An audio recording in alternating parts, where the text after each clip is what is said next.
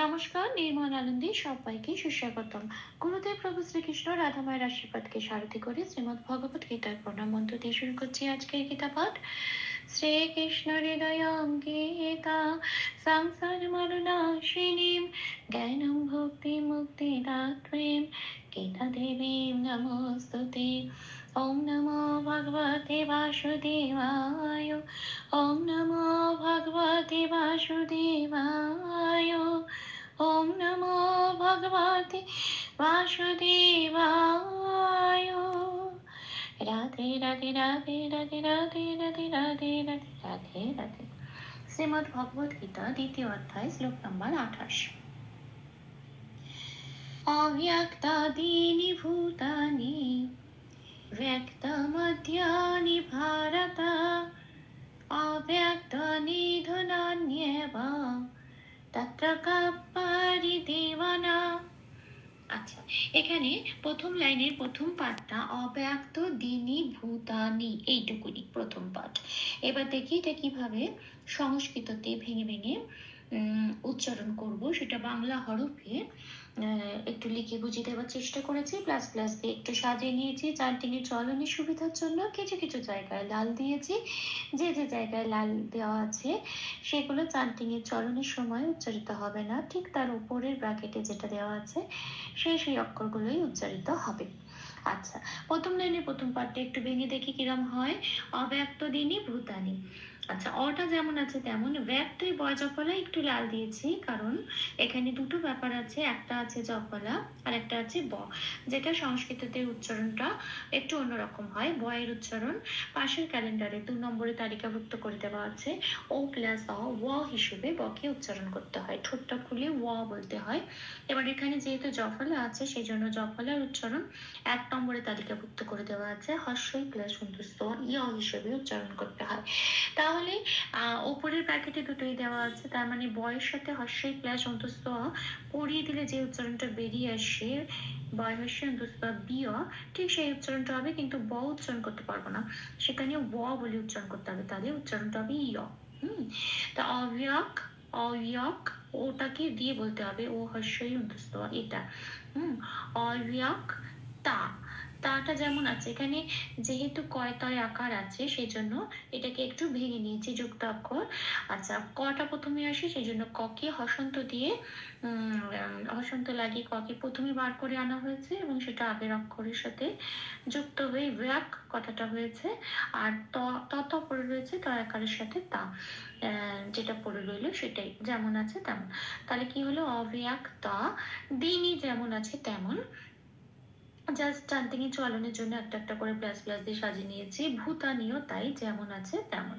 তাহলে কি পেলাম, প্রথম লাইনটা অব্যক্তাদিনী ভূতানি, এটা। আসি পরের পাঠে, ব্যক্ত মধ্যানি ভারত, এটা বাংলায় বললাম, দেখি এটাকে কিভাবে সংস্কৃততে উচ্চারণ করব। ব্যক্ত একটুখানি লাল দিয়েছি কারণ একই রকম ভাবে বয় জফলাটা উচ্চারণ করতে হবে, বকে ও প্লাস অ বলে আর জফলাকে হর্ষই প্লাস অন্তস্থ বলে, মানে বয়ের সাথে হর্ষই প্লাস অন্তস্থ পড়ে দিতে হবে বিয়, আর ব বলতে পারবো না, ও হর্ষই ও হর্ষই প্লাস অন্তস্থ এটা মানে বলতে হবে উইয়, এরকম।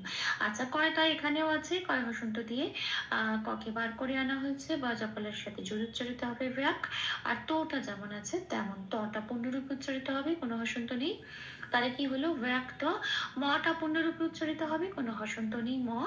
ধ্যানীতেও তাই, জফলা আছে, জফলা আকার আছে, সেই জন্য জফলাটা 1 নম্বরে তালিকাভুক্ত করে দেওয়া আছে, হর্ষই প্লাস অন্তস্থ হিসেবে বলতে হবে।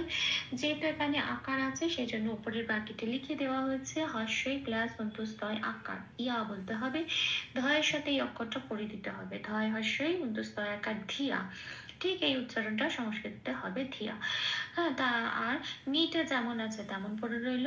ভারতটাও তাই, ভাটা যেমন আছে তেমন, র ত পূর্ণরূপে উচ্চারিত হবে, তলায় কোনো হসন্ত নেই, তা হচ্ছে ভারত, এটা।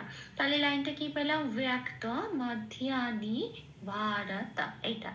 আসি পরের লাইনে, অব্যক্ত নিধনান্যে, বা এটা বাংলায় বললাম, দেখি এটা কিভাবে সংস্কৃততে উচ্চারণ করব।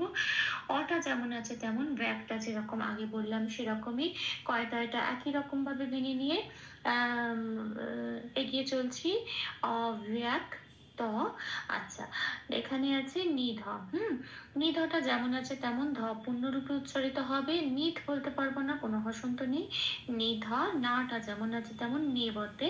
আমি একটু লাল দিয়েছি কারণ নয় জফলা একার আছে। হ্যাঁ, এবার জফলা থাকলে হর্ষই প্লাস অন্তস্থ হয়, আমরা আগে জেনে গেছি। যেহেতু একার আছে তাই উপরের ব্র্যাকেটে আমি ওটাকে হর্ষই প্লাস অন্তস্থয় একার করে দিলাম। তার মানে নয়ের সাথে হর্ষই প্লাস অন্তস্থয় একারটা পড়িয়ে দিলে যে উচ্চারণটা বেরিয়ে আসবে নিয়ে, ঠিক সেই উচ্চারণটা হবে সংস্কৃততে। নিয়ে বটা কিরম উচ্চারণ হবে? ও হিসেবে, ও প্লাস অ এটা।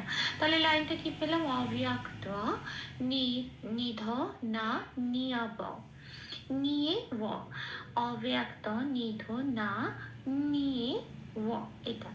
আচ্ছা, তা আসি পরের পাঠে। তাত্রকাপারি দেবানা, এইটা বাংলায় বললাম। দেখি, তাত্রটা যেমন আছে তেমন রেখে দিলাম, কাটা যেমন আছে তেমন রেখে দিলাম, পারি শুদ্ধভাবে উচ্চারণ করলাম যেমন আছে তেমন, দেটা যেমন আছে তেমন, শুধু বটা ও হিসেবে উচ্চারণ করবো তাই উপরে ব্র্যাকেটে লিখে দিয়েছি ও প্লাস অ। আর নাটাও যেমন আছে তেমন। তাত্রকা পারি দেওয়া না। ভুল দুটি ক্ষমা করে দেবেন, অনুশীলনের সুবিধার জন্য 3বার করে যাঞ্চ করে দেওয়ার চেষ্টা করছি। অব্যক্তাদীনি ভূতানি ব্যক্তমধ্যানি ভারত অব্যক্তনিধনান্যেব তত্র কা পরিদেবনা।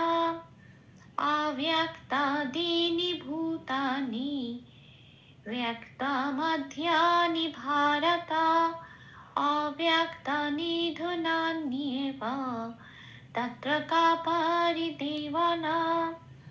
অব্যক্তাদীনি ভূতানি ব্যক্তমধ্যানি ভারত অব্যক্তনিধনান্যেব তত্র কা পরিদেবনা।